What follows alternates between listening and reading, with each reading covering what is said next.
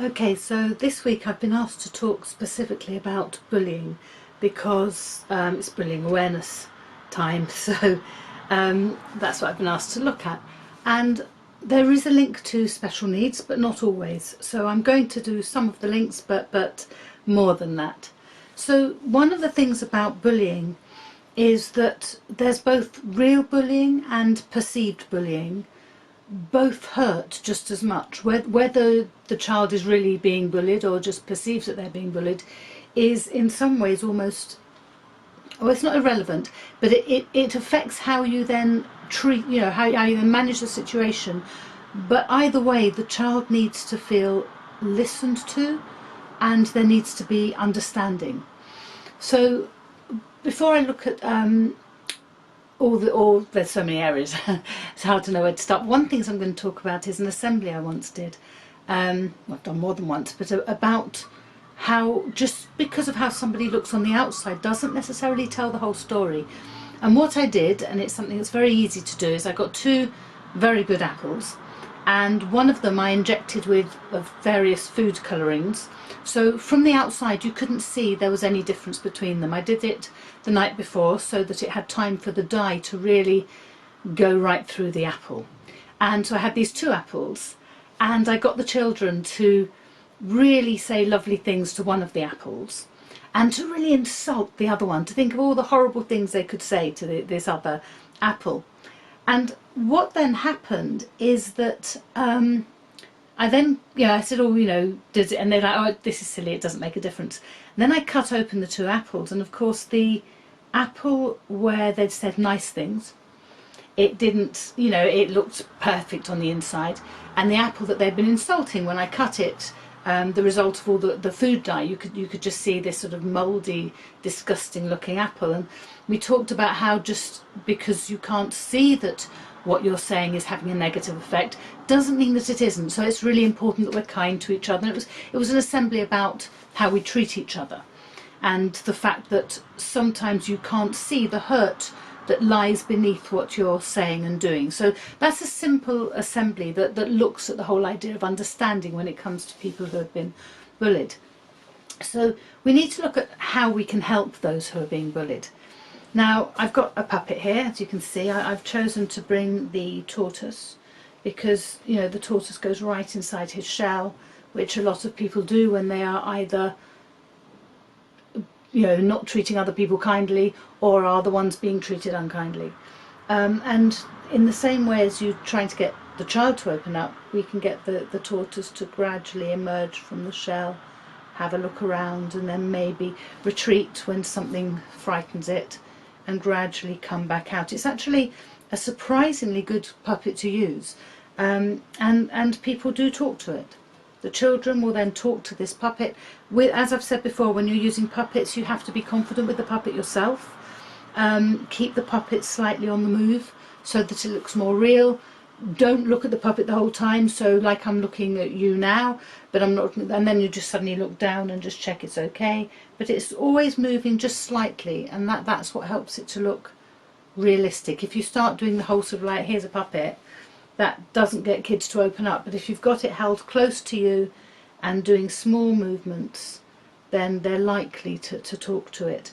When it goes inside its shell, I find children say, oh, it's okay, and they try to coax the tortoise out of its shell. They know it's a puppet. I've said this before. They're not stupid, they know it's a puppet, but they still engage with it, and quite often they will say things they might not otherwise have said. So that's the puppet approach. It is very useful to get children to talk.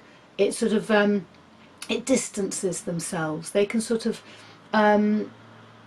make their idea a bit more abstract. They can remove themselves from what's happening and put it onto the puppet, and then they can talk more freely. And I've found it works very well, especially good in primary, but it does also work in secondary settings. It's about how you use the puppet, the sort of puppet you choose to use, your confidence with the puppet, the situation. But I do find them a very useful tool. So I'm just going to put this one down for a bit now, otherwise all the focus will be on the puppet. So as I said before, it's about really listening so that people feel heard. That is so important. And it's about having safe spaces for this. Okay, so if you start talking to a child and there are other children nearby, they're not going to open up, because that's frightening, that's threatening. There needs to be a place that's a safe space, that's not known only as the place you go to when you are accused of being a bully or having been bullied. There needs to be a space you can go to that is a safe space to visit, so that you can have this open dialogue. So there needs to be a safe space, and there need to be safe people that the children can trust. Now, the importance of that is that if you are just somebody, yes, you listen, you do all of that, but if there's nothing beyond that, just a yes, just don't go near them, that sort of comment, which you do hear. You hear people say, oh, just keep away from each other in the playground.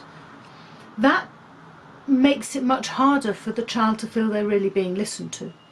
So there are all sorts of things. We need to have safe activities, if you like, so activities at break times where children can go and they are supervised. There is an adult there so they don't feel vulnerable, they feel safe. Feeling safe is a big part of this. But we also need to have, there needs to be seen to be something happening, not just a yes, I heard you, now go out and play. There has to be seen to be the follow-up. What then happens? How is this investigated? How do you look deeper into the situation?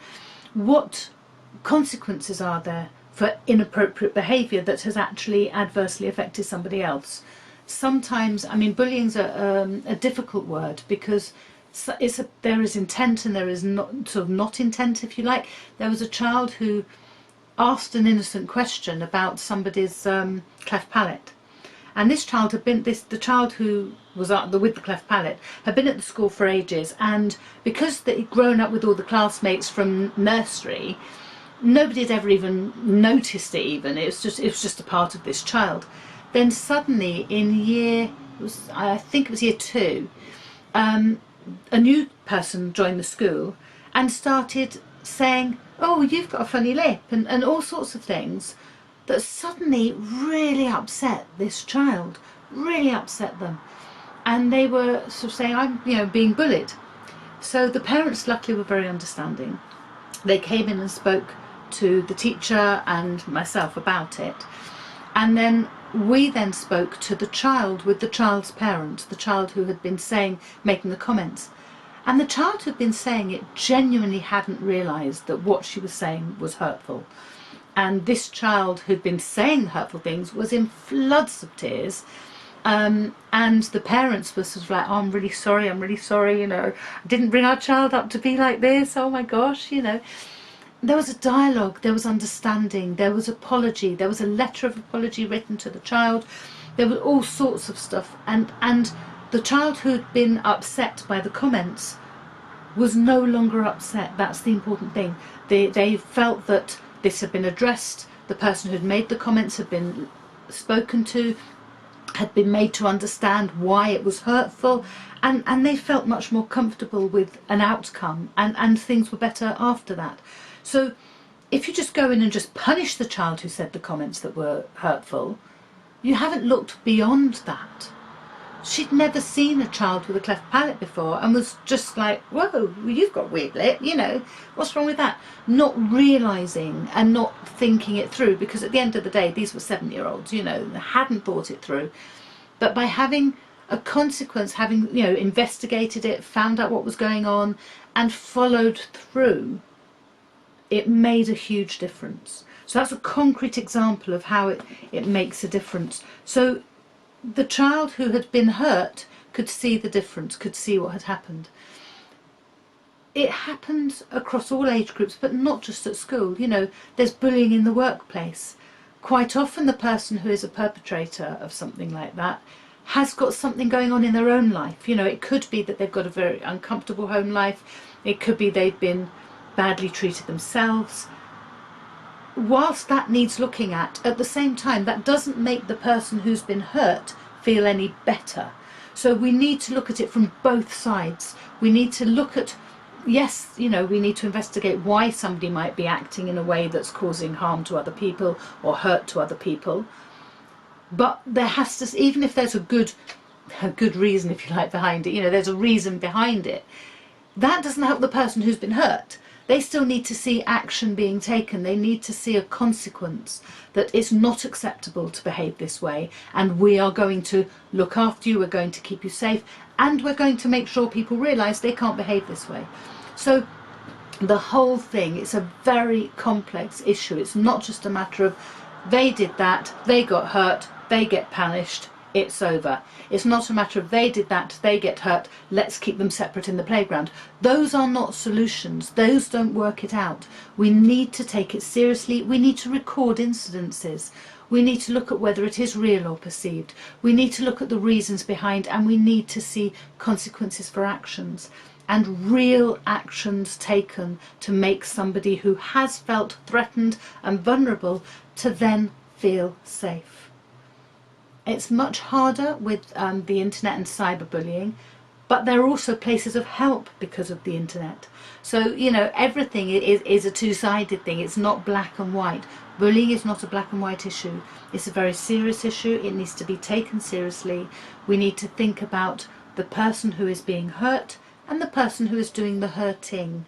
We need to look at all of it and treat all aspects of it with understanding, listening and action.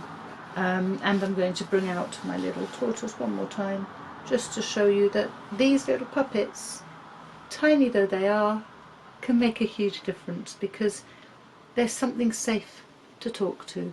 It distances the person slightly from whatever's been happening to them, and it allows them a way of talking. So if you are good with puppets, I recommend strongly that you use them. Thank you.